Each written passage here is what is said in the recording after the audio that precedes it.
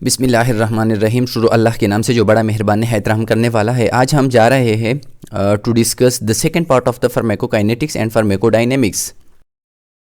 Pharmacokinetics को हमने start किया था और इसके जो कुछ बेसिक कॉन्सेप्ट थे उसको हमने डिटेल के साथ एक्सप्लेन किया था। आज हम उसके जो रिमेनिंग पार्ट है फार्माकोकाइनेटिक्स की उसके रिलेटेड हम बात कर रहे हैं। मेटाबॉलिज्म्स क्या है, यानी इससे पहले हमने एब्जॉर्प्शंस और इस तरह डिस्ट्रीब्यूशन के हवाले से हमने बात की थी। आज के लेक्चर में हम उसकी जो रिमेनिंग पार्ट्स है फार्माकोकाइनेटिक्स की, जो कि मेटाबॉलिज्म्स है, उसके रिलेटेड हम थोड़ा सा जो है वो डिस्कशन करते हैं। Metabolisms or biotransformation is the process of chemical alteration of the drug in the body. अब देखिए मेटाबॉलिज्म्स का मतलब क्या है। मेटाबॉलिज्म्स का मतलब यह है कि जब ड्रग ह्यूमन बॉडी के अंदर चला जाता है तो ह्यूमन बॉडी के अंदर ड्रग जो है वो एक फॉर्म से दूसरे फॉर्म्स में जो है वो कन्वर्ट होता है, तो उसको हम कहते हैं मेटाबॉलिज्म्स, या मेटाबॉलिज्म्स को हम कहते हैं बायोट्रांसफॉर्मेशन। यानी बायोट्रांसफॉर्मेशंस क्या है? Biotransformation means chemical alterations of chemical. यानी सिंपल इसकी डिफिनीशंस क्या है मेटाबॉलिज्म्स की या बायोट्रांसफॉर्मेशन की? उसकी डिफिनीशंस ये है, biotransformation means chemical alterations of chemicals such as nutrient, amino acid and toxins and drug inside the body। यानी ह्यूमन बॉडी के अंदर एमाइनो एसिड्स की जिस तरह प्रोटीन्स जो है वो कन्वर्ट होता है एमाइनो एसिड में, लिपिड्स कन्वर्ट होता है इनटू ट्राइग्लाइसराइड्स, कार्बोहाइड्रेट कन्वर्ट होती है इनटू ग्लूकोज एंड फ्रक्टोज। तो इस तरह मुख्तलिफ किस्म की ड्रग जो है उसकी मेटाबॉलिज्म्स होती है और वो अपनी जो है वो इंग्रेडिएंट्स में या अपनी पार्ट्स में जो है वो ट्रांसफर होती है। It also needed to render non polar compounds polar so they may not absorb in renal tubules and are excreted. और इसका मतलब ये भी है, यानी मतलब ये कि ये इसलिए भी ज़रूरी है कि जितने भी नॉन पोलर कंपाउंड है उसको पोलर कंपाउंड में तब्दील किया जाए ताकि उसकी रिनल ट्यूब्यूल के ज़रिए उसकी जो एब्जॉर्प्शन है, उसकी जो सिक्रीशन है, उसको ईजिली जो है वो बनाया जाए। तो मतलब यह है कि मेटाबॉलिज्म्स या बायो ट्रांसफॉर्मेशन, इसका मतलब यह है कि ह्यूमन बॉडी के अंदर जो ड्रग्स अपनी इंग्रेडिएंट में चेंज होते हैं या वो एक फॉर्म से किसी दूसरे फॉर्म्स में या पोलर से वो नॉन पोलर फॉर्म में तब्दील होती है, तो उसको हम कहते हैं metabolism. Body treats most of the drug as form substances and try to inactivate and eliminate them by various biochemical reaction। देखिए जब ह्यूमन बॉडी के अंदर कोई भी ड्रग्स या कोई भी सब्सटेंसेस चला जाता है जिसको हम किसी डिजीज की ट्रीटमेंट के लिए हम लेते हैं, तो ह्यूमन बॉडी उसको एज ए फॉर्म जो है वो केमिकल्स लेता है, क्योंकि वो ह्यूमन बॉडी के अंदर प्रेजेंट नहीं होता। तो ह्यूमन बॉडी जो है उसको एज ए फॉर्म सब्सटेंसेस लेती है, यानी वो बाहर की चीज़ लेती है और कोशिश कर लेती है कि ह्यूमन बॉडी उसको जो है डीएक्टिवेट किया जाए और ह्यूमन बॉडी उसको जो है अपनी बॉडी से जो है उसकी एक्सक्रीशन को पॉसिबल बना दे with the help of different biochemical process. इसके लिए डिफरेंट केमिकल रिएक्शंस होती है। This process convert the drug into more polar water soluble compound so that they are easily excreted through the kidney. और दूसरी बात ये भी है कि मेटाबॉलिज्म्स का मतलब ये भी है कि जितने भी नॉन पोलर ड्रग्स है उसको पोलराइज किया जाता है, उसको कन्वर्ट किया जाता है इनटू मोर पोलर फॉर्म में, ताकि उसको ईजिली जो है वो ह्यूमन बॉडी से with the help of renal tubule, with the help of kidney, उसको ह्यूमन बॉडी से जो है वो बाहर निकाल दिया जाए। यानी वो ड्रग जिसको ह्यूमन बॉडी के लिए कोई अहमियत नहीं है, या वो जो एक्सेस फॉर्म्स में अवेलेबल होती है, या जो ह्यूमन बॉडी के फंक्शन से या उसकी जो है एक्टिविटी से जो है वो एक्सेस फॉर्म में अवेलेबल हो, तो वो ह्यूमन बॉडी से with the help of urine जो है वो चला जाता है, बाहर एक्सक्रीट किया जाता है। तो इस तरह मेटाबॉलिज्म के प्रोसेस में ड्रग को जो है वो मोर पोलराइज किया जाता है with the help of different biochemical process, और इस तरह उसकी जो मेटाबॉलिज्म है, उसकी जो एक्सक्रीशन है, उसको पॉसिबल बनाया जाता है। Some of the drugs are largely unchanged in urine, for example furosemide and atenolol. तो देखिए कुछ ड्रग इस तरह होती है जो कि इसकी मेटाबॉलिज्म नहीं होती, और जिस तरह हम उसको एडमिनिस्टर कर लेती है द सेम लाइक दैट उसकी जो है एक्सक्रीशन होती है, उसकी ह्यूमन बॉडी से जो है वो बाहर इसको निकाला जाता है। तो मतलब यह है कि मोस्ट ऑफ द ड्रग जो है उसकी मेटाबॉलिज्म होती है और वो जो है या अपने इंग्रेडिएंट्स पार्ट्स में डिवाइड होती है, या वो नॉन पोलर से पोलर पार्ट में कन्वर्ट होती है। लेकिन कुछ ड्रग इस तरह होती है जो कि बिल्कुल अपनी ओरिजिनल फॉर्म्स में ह्यूमन बॉडी से जो है वो बाहर निकल जाती है। Mainly drug are metabolized in liver, some are metabolized in kidney, lungs and blood.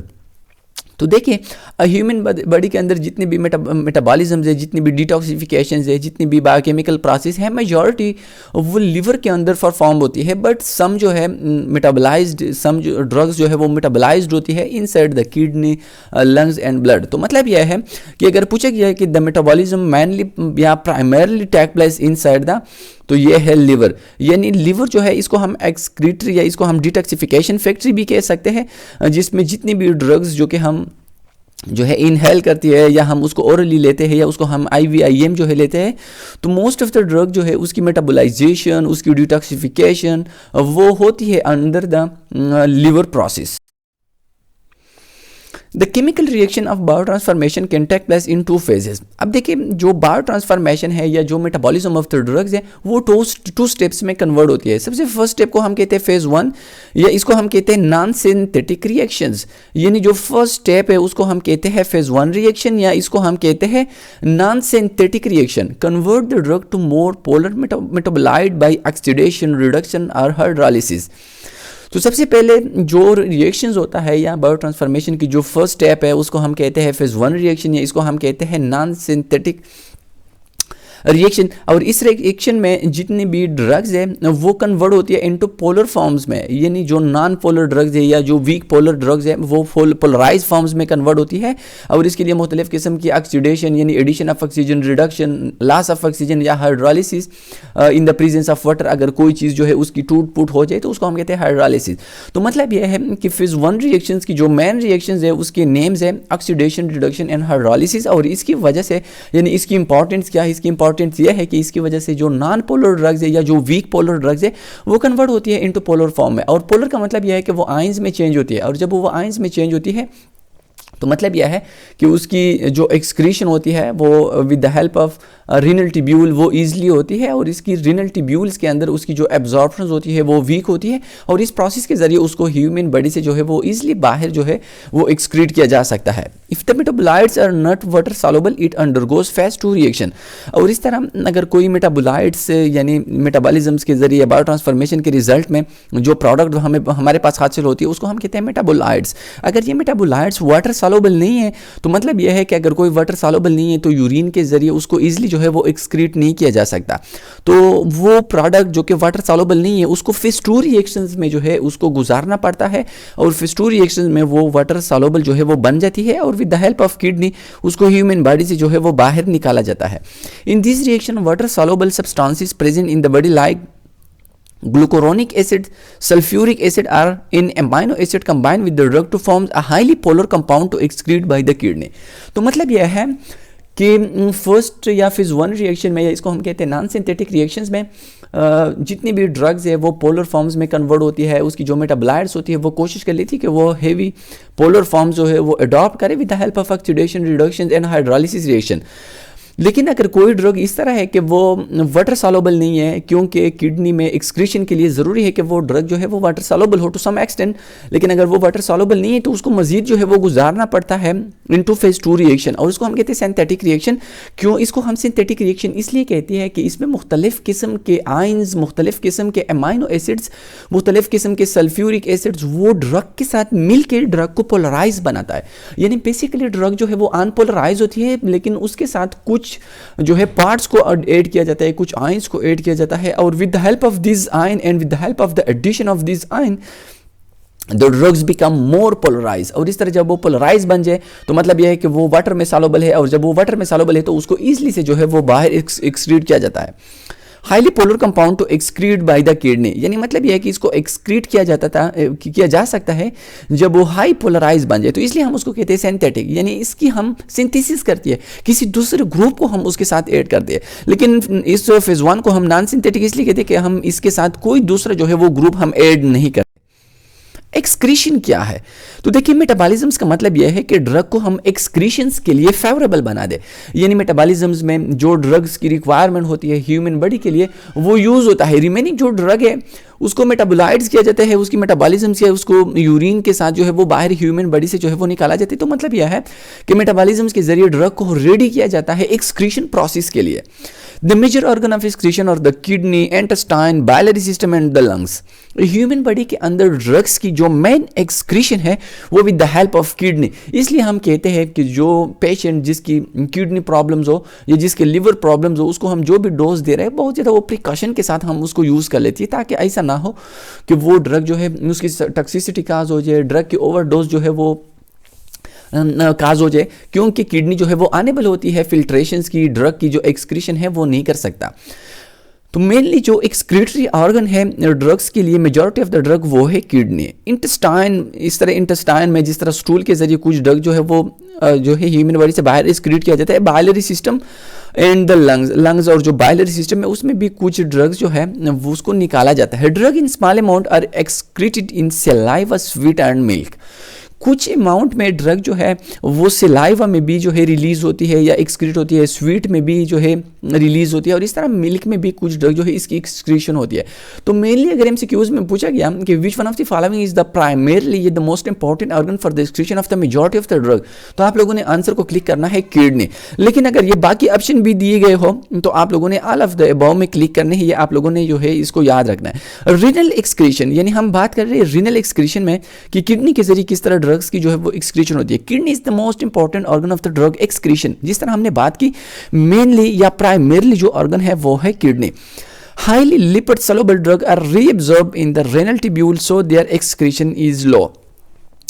हम बात कर रहे हैं लिपिड सॉल्युबल की, वो ड्रग जो कि नॉन पोलर है या वो ड्रग जो कि पोलराइज नहीं बन सकती, या जो लिपिड सॉल्युबल ड्रग्स है। तो हमने बात की कि ड्रग्स को सबसे पहले पोलराइज करना पड़ता है और फिर जाके उसकी excretion with the help of kidney, with the help of urine जो है वो ईजिली होती है। लेकिन कुछ ड्रग इस तरह होती है कि वो लिपिड सॉल्युबल्स होती है और इस तरह उसकी एक्सक्रीशन यूरिन के साथ नहीं होती, क्योंकि वो यूरिन के साथ बॉन्ड्स नहीं बनाती और यूरिन में उसकी जो हाइड्रोलिसिस है वो नहीं हो सकती, तो इसलिए उसकी जो एब्जॉर्प्शन है वो बहुत ज़्यादा स्लो होती है और दोबारा उसकी जो एक्सक्रीशन है वो बहुत ज़्यादा स्लो होती है, और इसके लिए मुख्तलिफ किस्म के प्रोसेस के थ्रू उसको गुजारना पड़ता है। Unabsorb portion of the orally administered drug are eliminated through the faeces.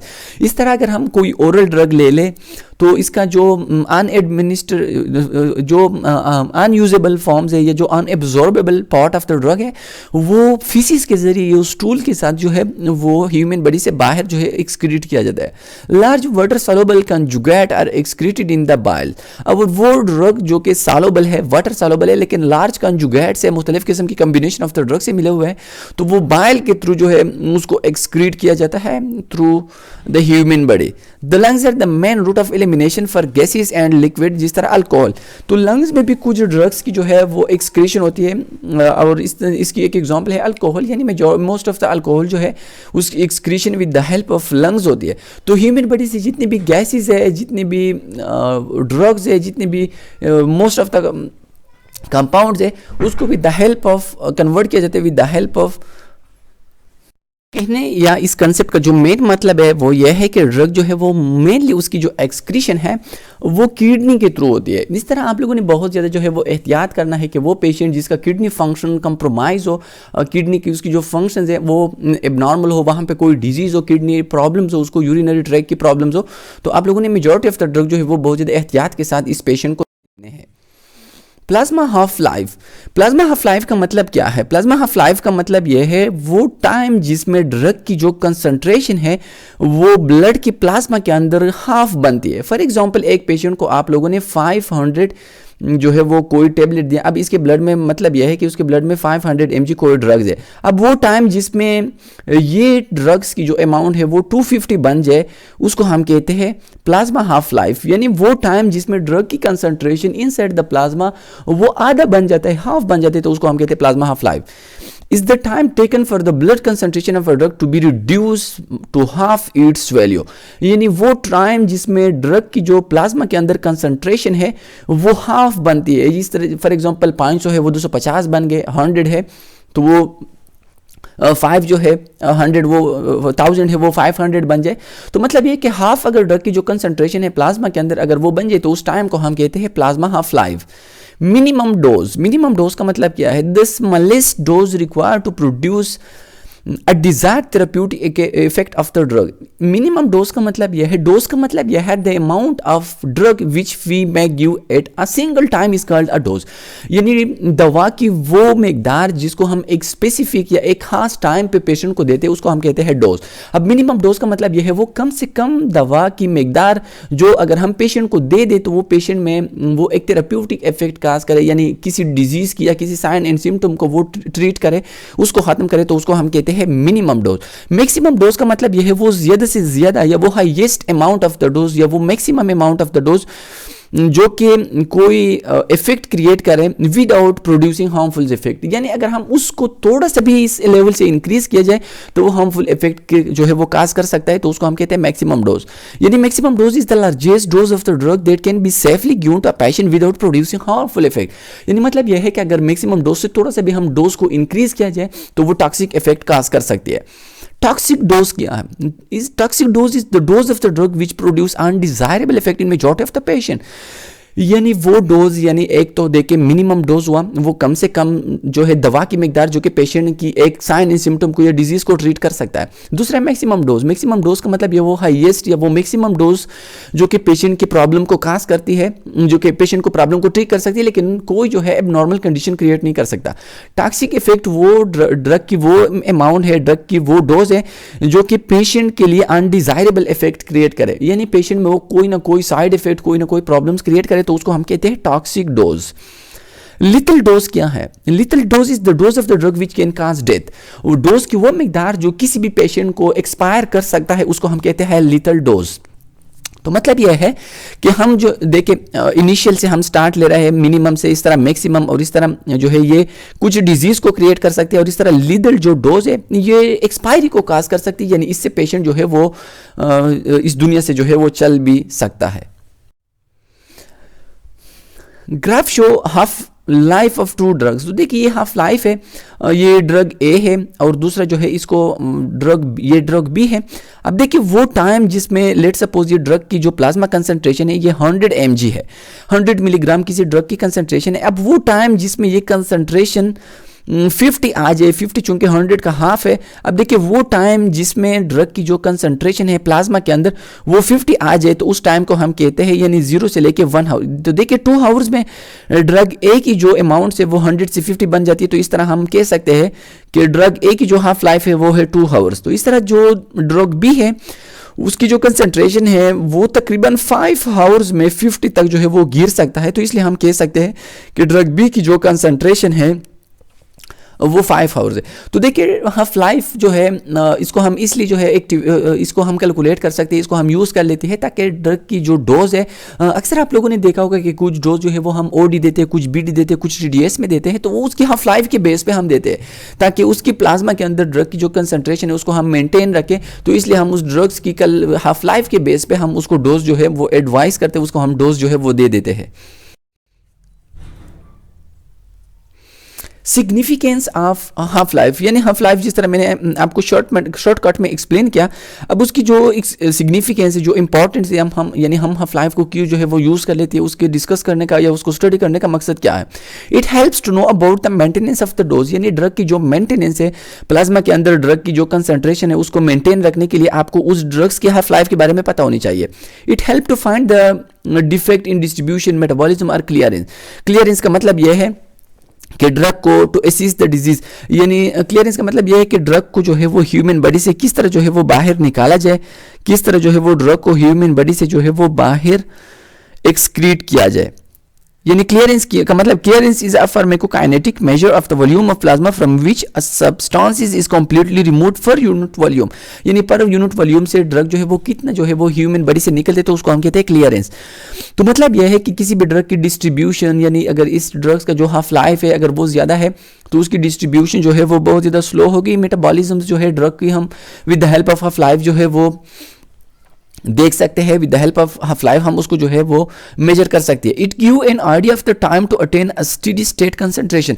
Steady state concentration का मतलब यह है कि किसी भी डिजीज को खत्म करने के लिए उसके जो पेशेंट है या उसका जो होस्ट है उसके अंदर ब्लड का जो कंसंट्रेशन है ड्रग्स का, वो आप लोगों ने एक स्टेडी स्टेट पे कंजिस्ट जो है वो आप लोगों ने रखना है।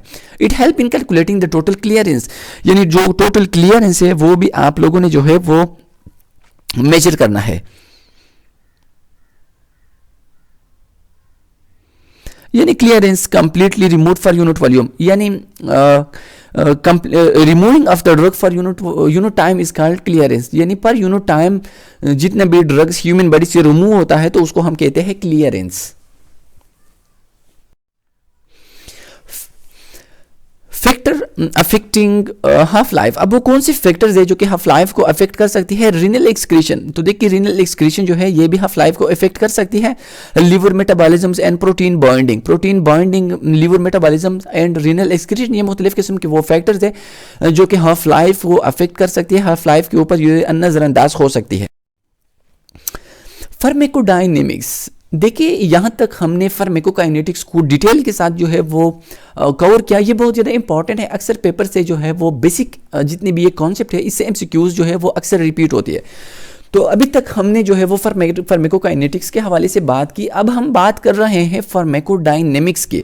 Pharmacodynamic is the study of the action of drug on the body and there mechanism of action. यानी मतलब यह है what the drug do on the human body, यानी ह्यूमन बॉडी के ऊपर ड्रग्स का असर क्या है।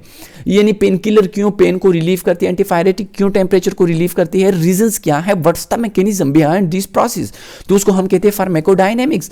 यानी to know what drug do and how they do it, यानी मतलब यह है कि ड्रग ह्यूमन बॉडी के ऊपर किस तरह फंक्शंस करता है, तो उसको हम कहते हैं फार्माकोडायनेमिक। और जो है ड्रग के ऊपर ह्यूमन बॉडी क्या काम करते हैं उसको हम कहते हैं फार्माकोकाइनेटिक, जो कि हमने उसको डिटेल के साथ एक्सप्लेन किया।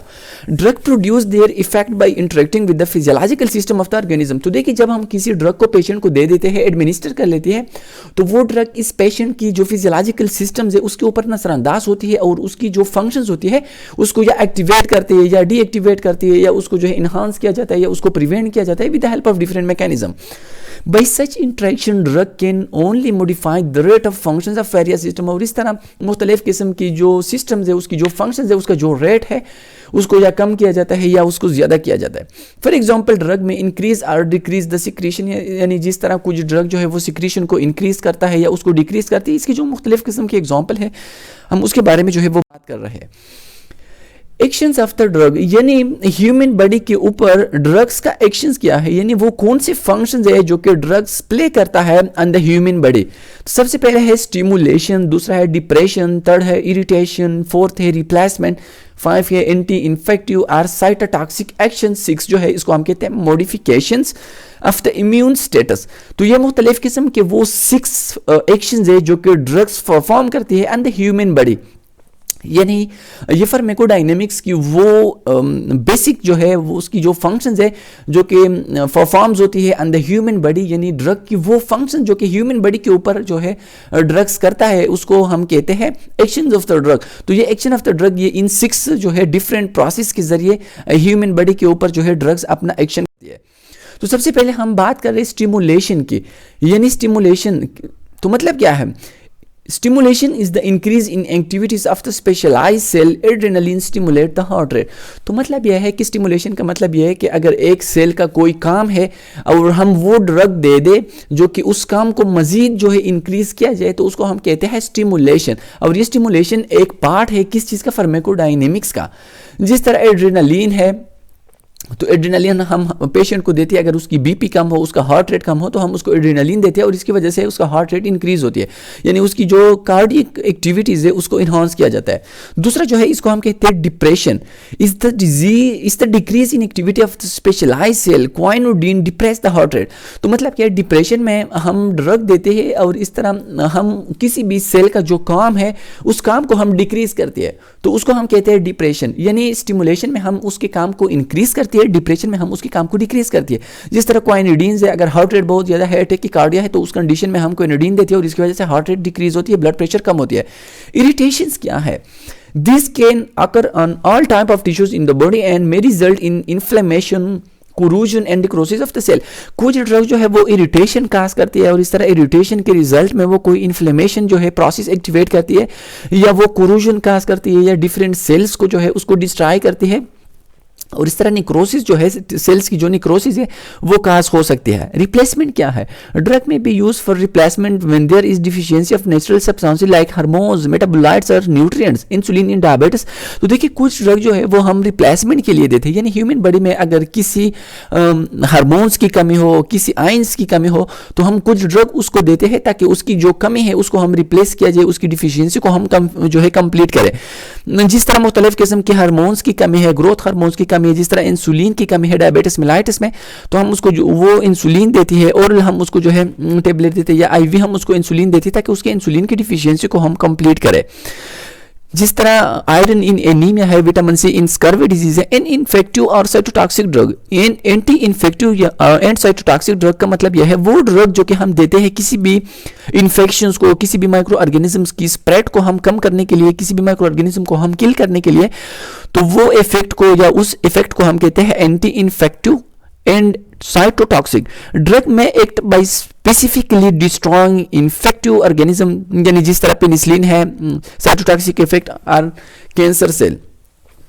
तो मतलब है कि मुख्तलिफ किस्म की एंटीबायोटिक है, एंटीफंगल्स है, एंटीवायरल है, जिसको हम देते हैं किसी भी माइक्रो ऑर्गेनिजम्स को किल करने के लिए, तो उस इफेक्ट को हम कहते हैं। अब देखिए ये भी फार्माकोडायनेमिक इफेक्ट है, क्योंकि इसमें ड्रग जो है वो ह्यूमन बॉडी के ऊपर अपना एक्शन करती है और ह्यूमन बॉडी की जो एक्टिविटीज़ है उसको जो है थोड़ा सा इंक्रीज करती है और इसकी वजह से वो माइक्रो ऑर्गेनिज्म जो है वो ईजिली किल होता है।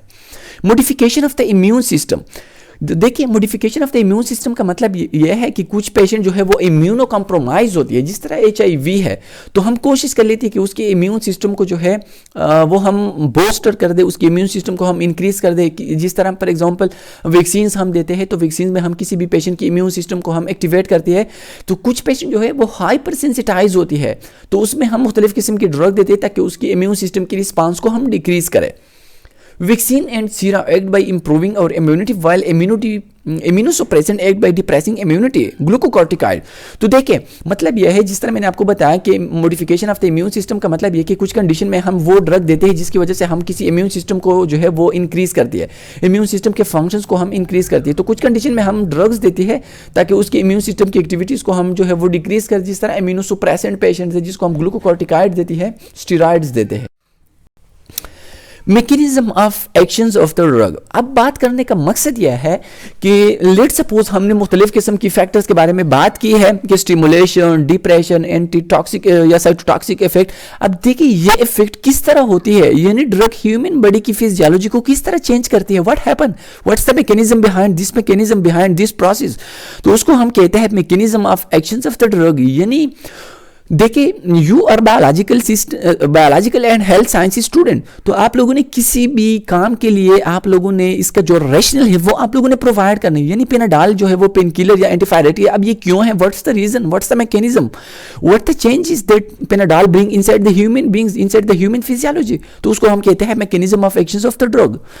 ड्रग में act by one or more complex mechanism of actions. Fundamental mechanisms of drug actions may be through receptor, through enzyme and pumps, through ion channels, by physical actions, by chemical interactions, by altering metabolic process। तो देखिए मुख्तलिफ किस्म की ये mechanisms है, जिन mechanisms के जरिए drug जो है वो ह्यूमन बॉडी की फिजियोलॉजी को चेंज करती है, या ह्यूमन बॉडी की फिजियोलॉजी के अंदर कोई जो है वो डिविएशंस, कोई डिप्रेशंस, कोई स्टिमुलेशन या कोई एंटीटॉक्सिक इफेक्ट जो है वो क्रिएट करता है। तो ये मुख्तलिफ किस्म की ये मैकेनिज्म्स है। बेसिक जो मैकेनिज्म्स है वो ये है। थ्रू रिसेप्टर का मतलब क्या है, थ्रू रिसेप्टर का मतलब क्या है, देखिए ड्रग जिस चीज के ऊपर अफेक्ट करता है, जिस चीज की एक्टिविटीज को डिक्रीज और इंक्रीज करती है, उसको हम कहते हैं रिसेप्टर। यानी रिसेप्टर जो है वो एक स्पेसिफाइड या स्पेशलाइज्ड टाइप ऑफ प्रोटीन्स होती है जो कि ड्रग्स को जो है वो एक रिस्पांस स्टिमुलस देती है। मतलब क्या है, मुख्तलिफ किस्म के इंस्टीट्यूट्स, मुख्तलिफ किस्म के हॉस्पिटल डिपार्टमेंट के ऊपर आप लोगों ने रिसेप्शन का जो है वो डेस्क आप लोगों ने देखा होगा। जो भी इनिशियल उस डिपार्टमेंट के अंडर एंट्री लेता है तो वो इस रिसेप्शन डेस्क के ऊपर इंफॉर्मेशन लेती है कि फला डिपार्टमेंट कहाँ है, फला डिपार्टमेंट कहाँ है। तो इस तरह रिसेप्टर भी वो रिसेप्शन है जो कि ड्रग्स को वो स्टिमुलस देती है, और इस तरह उस रिसेप्टर की जो एक्टिविटीज़ है ड्रग या उसको इंक्रीज करती है या उसको डिक्रीज करती है। ड्रग में interact with specific receptor in the body, और ये रिसेप्टर सेल्स की हर एक सेल्स में स्पेसिफिक टाइप ऑफ रिसेप्टर्स होती है, और इसको हम जो है पढ़ेंगे कि रिसेप्टर्स क्या है, रिसेप्टर्स की टाइप क्या है। थ्रू एंजाइम्स एंड पंप्स, तो देखिए कुछ ड्रग जो है उसकी मैकेनिज्म्स ऑफ एक्शंस ये होती है कि वो कुछ एंजाइम्स को या इंक्रीज करती है, या इस तरह कुछ पंप्स है, मुख्तलिफ किस्म के आयंस गेट्स पंप्स है, उसकी जो एक्टिविटीज है उसको या इंक्रीज करती है या डिक्रीज करती है, और इसकी वजह से वो कोई स्पेसिफिक फिजियोलॉजी को जो है वो चेंज करती है। ड्रग में act by inhibiting of various enzyme, तो देखिए कुछ ड्रग जो है वो इनहिबिशन करती है of various enzymes, thus altering the enzyme mediated reaction captopril inhibit angiotensin converting enzyme. तो इसकी एक एग्जांपल है कि जो ऐसी इनहिबिटर्स है इसको हम कहते हैं एंजियोटेंसिन कन्वर्टिंग एंजाइम्स, और इसकी एक एग्जांपल है केप्टोप्रिल। तो केप्टोप्रिल जो है ये कम करती है किस चीज़ की, ये एक्टिविटीज़ को कम करती है ऐसी इनहेबिटर्स की। और एसी इनहेबिटर्स का काम यह है कि the treatment of high blood pressure and heart failures, और इस तरह एसी इनहेबिटर जो है इसको जब हम कम करते हैं with the help of AC inhibitor, तो उसकी वजह से हार्ट प्रेशर या ब्लड प्रेशर और हार्ट की जो फेल्यूर्स है उसकी हम ट्रीटमेंट करती है थ्रू आयंस चैनल्स। कुछ ड्रग जो है उसका मैकेनिज्म ऑफ एक्शन ये होता है कि वो कुछ आयंस चैनल्स के ऊपर अपना इफेक्ट करती है। ड्रग में interfere with the movement of ions across specific channels, या कैल्शियम चैनल ब्लॉकर है या पोटेशियम चैनल ब्लॉकर है। तो मतलब यह है कि वो कुछ आयंस एंड चैनल की जो एक्टिविटीज है उसको या इंक्रीज करती है या उसको डिक्रीज करती है। तो उसका mechanism of action basically on ions channels के ऊपर होता है।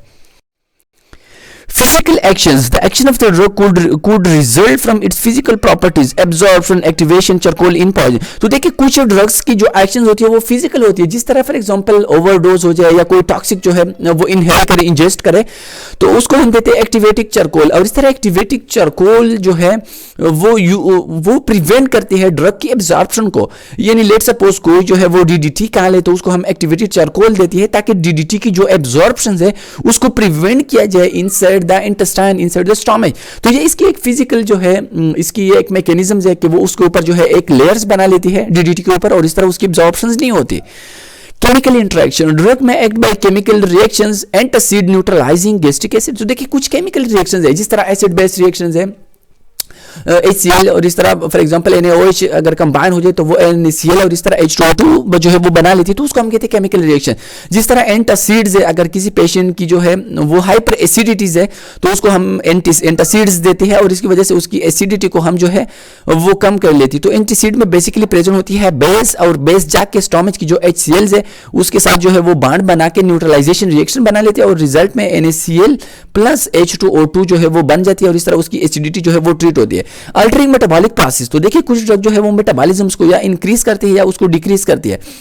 Drug like antimicrobial alter the metabolic pathway in the microorganism resulting destructions of the organism. Sulfonamide interfere with bacterial folic acid synthesis. तो देखिए कुछ ड्रग इस तरह होती है कि वो जो मेटाबॉलिक प्रोसेस है, जो प्रोटीन की मेटाबॉलिज्म की प्रोसेस है, कार्बोहाइड्रेट लिपिड्स की जो मेटाबॉलिज्म प्रोसेस है उसको जो है या इंक्रीज करती है या उसको कंप्लीट डिस्ट्रॉय करती है, और इसकी वजह से मुख्तलिफ किस्म की डिजीज को हम ट्रीट कर सकते हैं। जिस तरह एक एंटीबायोटिक है जिसको हम कहते हैं सल्फोनामाइड, ये सल्फोनामाइड जो है ये इंटरफेयर करती है बैक्टीरिया की फोलिक एसिड सिंथेसिस को।